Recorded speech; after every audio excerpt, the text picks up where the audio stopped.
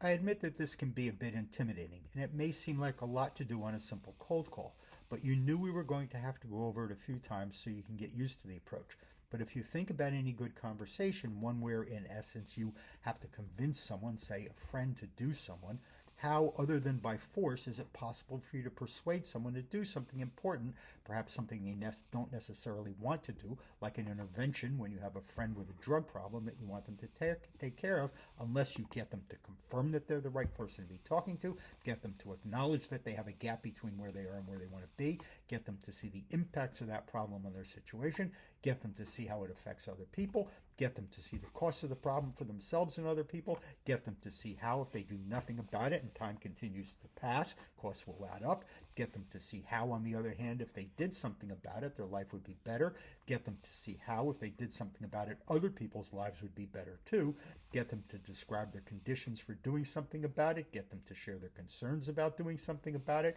get them to confirm that they want to do something about it, and get them to take a small step towards doing something about it, both as a show of agreement and to move the process forward. Ask yourself, is there any other way to convince someone to do something if they don't otherwise want to do it?